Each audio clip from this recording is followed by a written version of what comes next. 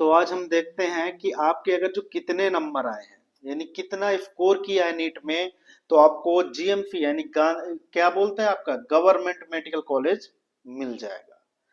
ठीक है, यानी सरकारी मेडिकल कॉलेज आपको मिल जाएगी। ठीक है, चलो ये बताने से पहले देखो, हम वैसे प्रिडिक्ट नहीं करते। ठीक है, प्रिडिक्ट तुम्हें भी साथ में करना पड़ेगा। जो तुमने तुमने महसूस किया है, तुम्हें एक बात पता है क्या, कि जो अपना क्या नीट 2026 का पेपर था हमारा, क्या नीट 2026 का पेपर था, वो इजी नहीं, वो बहुत ही इजी था एज कंपेयर टू 2025 और 2024। ये बात मानते हो कि नहीं मानते? नीट 2026 का पेपर नीट 2025 और 24 के कंपेयर में बहुत ही इजी था। एक बात आप समझना, ठीक है? तो तुम्हें पता है कि पेपर जितना इजी होगा, पेपर जितना ही इजी होगा, ठीक है, कट ऑफ उतने हाई जाएंगे। ठीक है, आपको पता है कि उसका कट ऑफ क्या होगा, बहुत ज्यादा होगा। भाई पेपर इजी, एक बात तो दिमाग से तय कर देना, तो सॉरी मतलब निकाल ही देना, कि नंबर के अकॉर्डिंग तुम्हारे मार्क्स के अकॉर्डिंग तुम्हें कॉलेज डिस्ट्रीब्यूट होते हैं। ठीक है, वो ऐसा बिल्कुल नहीं होता, तुम्हारे रैंक के अकॉर्डिंग होता है। ठीक है, फिर भी हम उसमें एक बात देखते हैं कि कितना ये है अपना फिफ्थ स्कोर, फिफ्थ स्कोर कितना है, चलिए देखते हैं। अगर जो ए आई क्यू की बात करें, क्या ए आई क्यू यानी ईयर इंडेक्स, ऐसा कुछ नहीं, ऑल इंडिया कोटा। ठीक है, किसकी बात करेंगे हम, आपका all India quota, all India quota. ठीक है, कोटा। चलिए, यानी अगर जो हम स्टेट की बात नहीं कर रहे हैं, ठीक है, हम पूरे इंडिया को ले रहे हैं, तो आपको कितना फेफिस स्कोर चाहिए, यानी आपके कितने नंबर आए तो आप बहुत मतलब आप मानो कि आप पास हो गए हो, आपको गवर्नमेंट मेडिकल कॉलेज मिल गई है। ठीक है, 620 प्लस माइनस 5। ठीक है, इतना आप मान के चलिए, 620 प्लस माइनस 5 है तो आपको ऑल इंडिया कोटा मिल जाएगा। ये ए आई क्यू की बात की। ठीक है, यानी अगर जो आपको एम्स चाहिए, ये वो सब बहुत टॉप टॉप के मेडिकल कॉलेज होते हैं ना, ठीक है, आप समझ रहे हो ए आई क्यू का मतलब। मैं फॉर एग्जाम्पल के लिए मैं एमपी का हूँ, और मुझे ऐसा लग रहा है, मुझे चाहिए क्या, एम्स दिल्ली का, तो दिल्ली तो मेरे अंदर नहीं आती ना, तो वो ए आई क्यू के अंदर आ गई। मैं एमपी का हूँ तो मुझे स्टेट क्वार्टर चाहिए। ठीक है, चलो, तो अब हम देखते हैं किसका, स्टेट का, स्टेट क्वार्टर। ठीक है, चलिए, अब स्टेट कोटा में देखें हम आपकी, तो तुम यूं मानो कि आपका नहीं रहेगा, फिर भी कम से कम तो 545।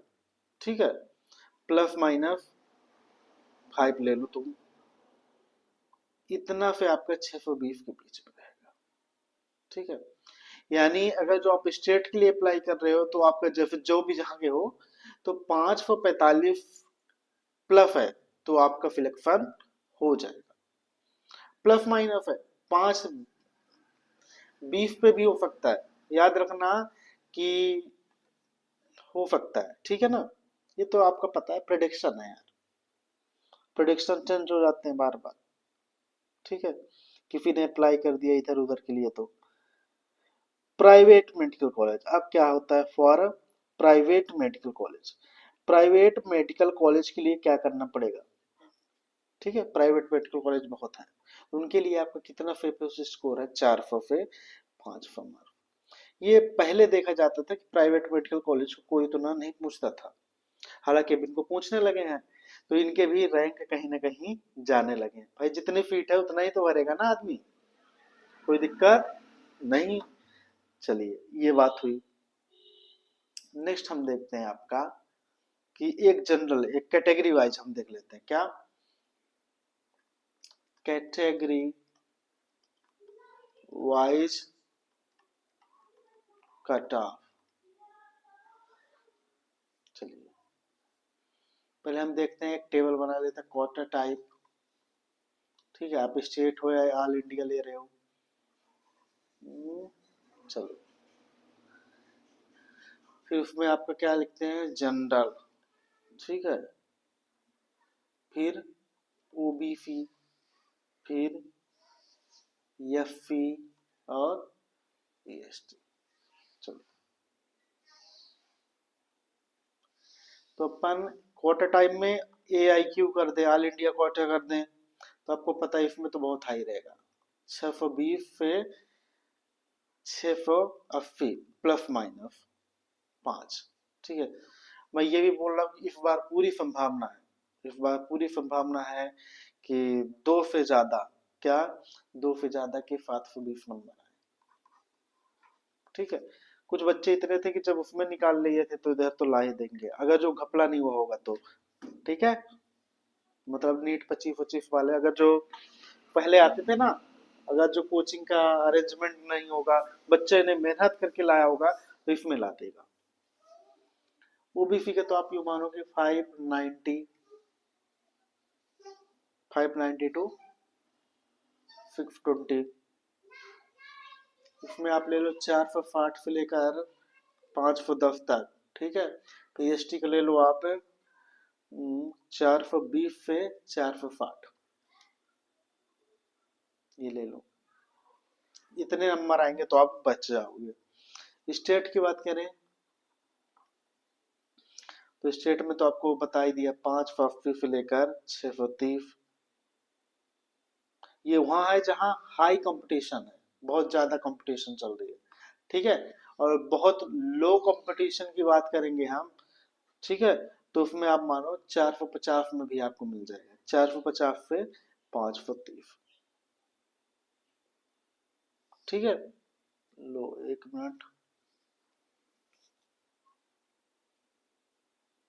फिर उसके बाद नेक्स्ट जो है हमारा ओबीसी वाला, तो ओबीसी में भी वही है आपका 540 प्लस, कितना, 542, 580, फिर इधर 422 टू 470 और 380। इधर क्या है आपका 380 टू 430।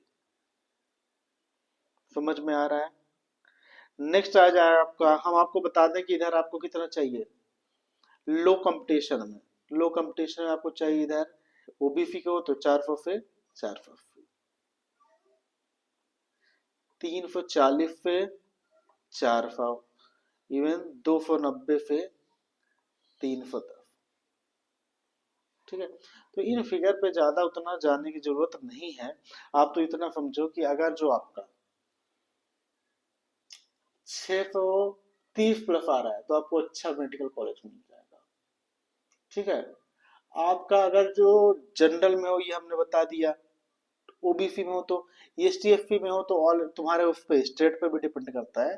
तुम यूं मानो कि 300 प्लस ले लो एसटीएफसी का, वो भी चल जाएगा।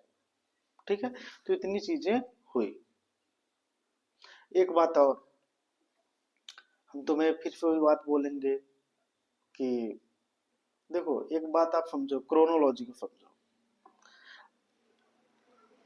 एक कोई मूवी था, शायद डायलॉग था, वो ध्यान नहीं है हमें, कि उसने बोला था कोशिश करने वालों की कभी हार नहीं होती। पर देखो कोशिश करने वालों की हार कब नहीं होती, जब वो तुम्हारा सपना हो, ड्रीम हो, तब हार नहीं होती।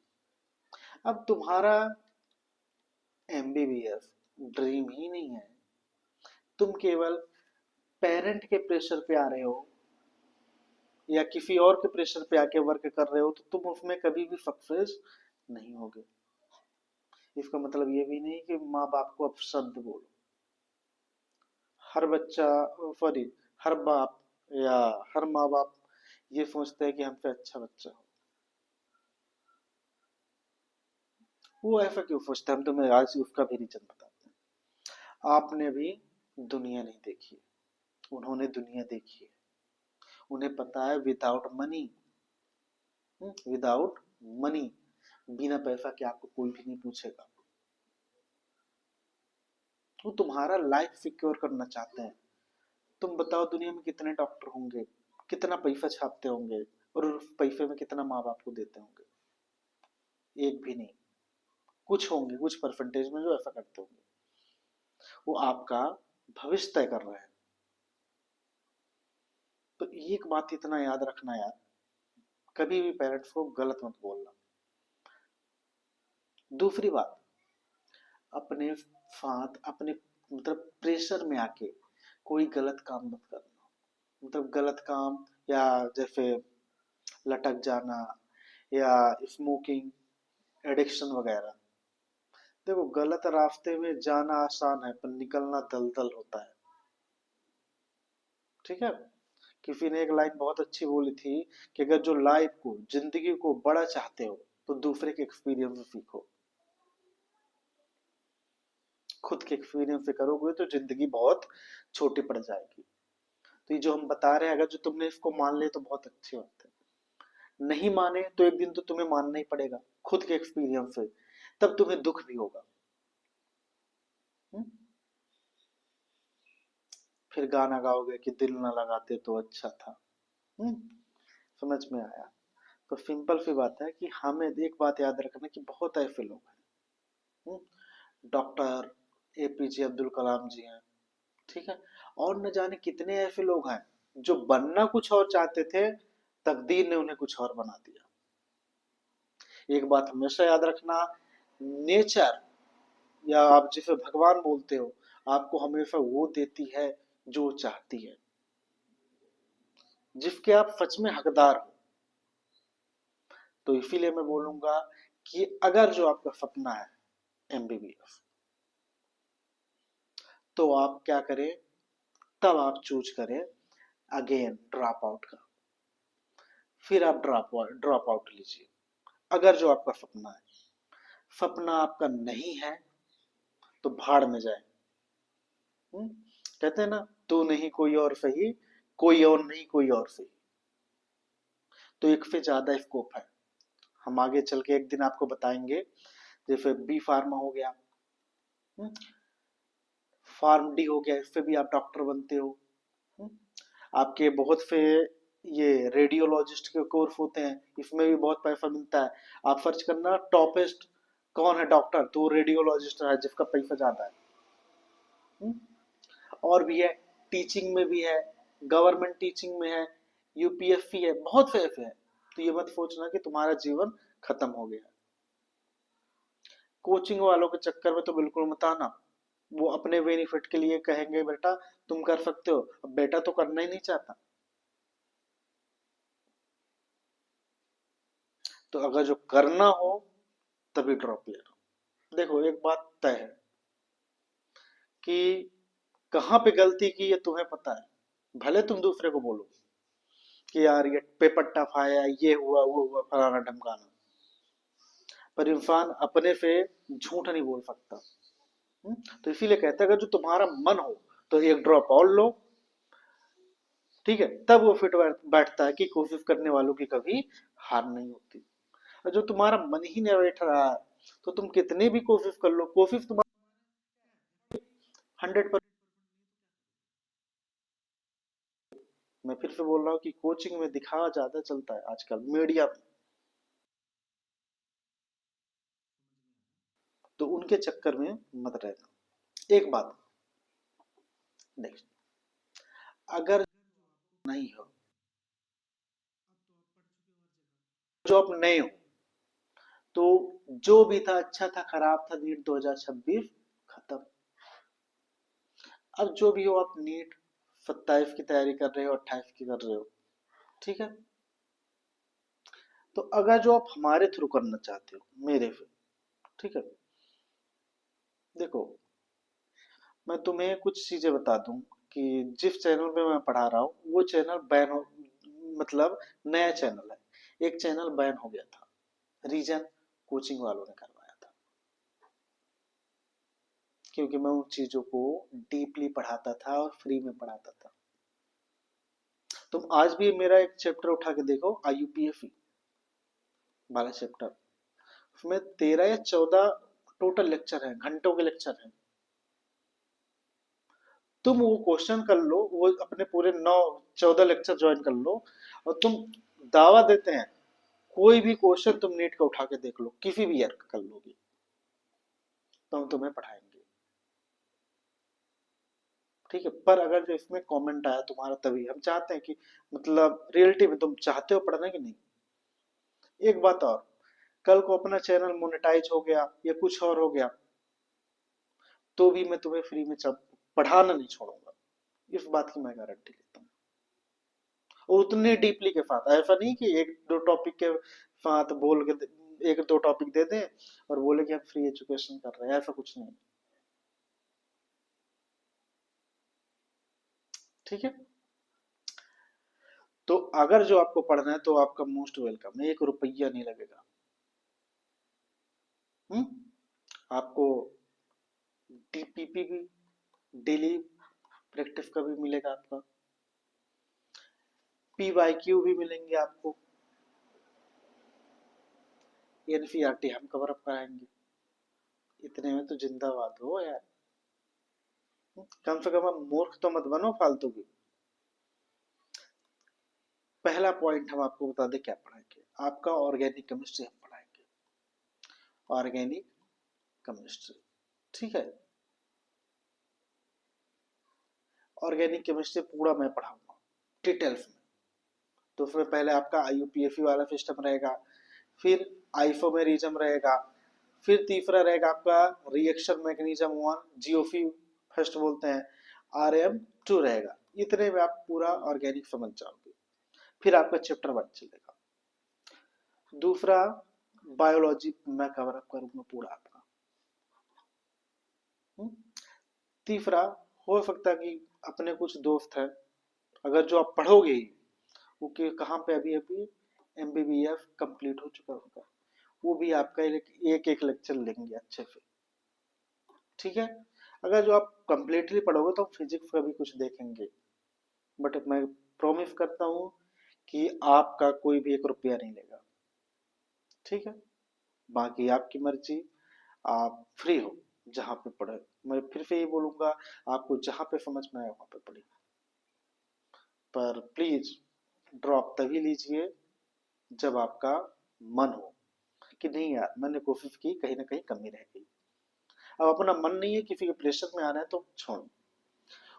जो नहीं करना चाहते हैं तो उनके लिए अपना एक है, आगे चल के हम बताएंगे कि आप क्या क्या कर सकते हो 12th के बाद, स्कोप आफ्टर 12th बायोलॉजी। ठीक है, चलिए।